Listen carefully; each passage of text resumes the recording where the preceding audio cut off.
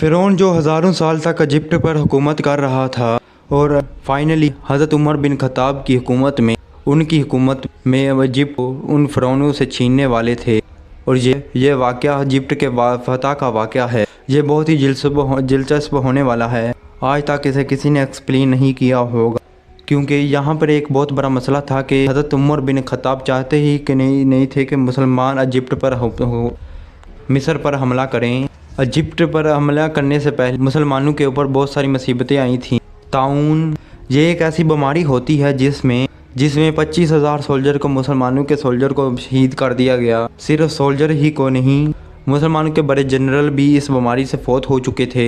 اور اس کے بعد حضرت عمر بن خطاب سب کو کنٹرول کرنے کے لیے مدینہ سے آرمی کی طرف گئے۔ وہاں ان کی ملاقات مسلمانوں کے نئے خلیفہ نئے چیف عمرو بن عاص سے ہوئی، جنہوں نے حضرت عمر بن خطاب کے سامنے ایک نئی ترکیب رکھی۔ اب ہمیں دھیمے ہونے کے بجائے فرعونوں کے ملک ایجپٹ پر حملہ کر دینا چاہیے۔ اس کے بعد حضرت عمر بن خطاب اس کے بارے میں کچھ سوچنے لگے۔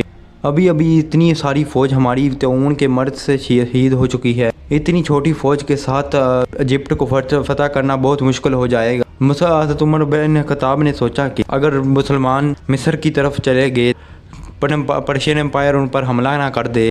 اس پر عمرو بن عاص نے آرمی چیف نے اپنے منصوبے پر مضبوطی سے کھڑے رہے، کیونکہ حضرت عمرو بن عاص اسلام پر قبول کرنے سے پہلے بہت ہی رچ بزنس مین تھے، اور اپنے کاروبار کی وجہ سے ان کا ایجپٹ میں مصر میں جانا لگا رہتا تھا۔ انہیں یہ بہت معلوم تھا کہ ایجپٹ کے لوگ مسلمانوں کے سامنے کبھی کھڑے نہیں ہو سکتے۔ حضرت عمر بن خطاب نے ان کی بات مان لی۔ ان کے بار بار کہنے پر انہوں نے ایجپٹ پر حملے کی اجازت دے دی۔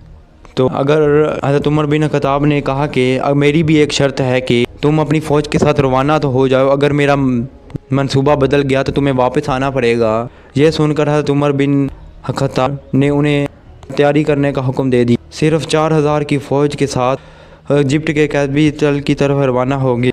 حضرت عمر بن عاص مصر کی طرف بڑھ رہے تھے اور حضرت عمر بن خطاب مدینہ کی طرف بڑھ رہے تھے، اور اس پورے راستے میں حضرت عمر بن خطاب مصر کے بارے میں ہی سوچتے رہے۔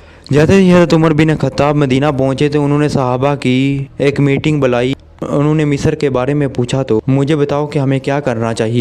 حضرت عثمان اور دوسرے صحابہ نے کہا کہ ہمیں ایجپٹ کی طرف جانے والی فوج کو روک دینا چاہیے۔ حضرت عمر بن عاص کے پاس حضرت عمر بن خطاب نے ایک خط بھیجا۔ حضرت اپنے آرمی چیف کو ایک کلیئر آرڈر دیا تھا کہ جیسے ہی تمہیں میرا ہاتھ ملے اسی وقت واپس آ جاؤ، اور اگر تم مصر کے بارڈر کو کراس چیک کر چکے ہو اور پھر اللہ کا نام لو اور آگے بڑھ جاؤ۔ حضرت عمر کا جیسے ہی یہ ہاتھ ملا تو مسلمان پہلے ہی مصر کا بارڈر کراس کر چکے تھے۔ یہاں پر سٹوری کا دوسرا اینگل بھی ہے۔ تب تک کے لیے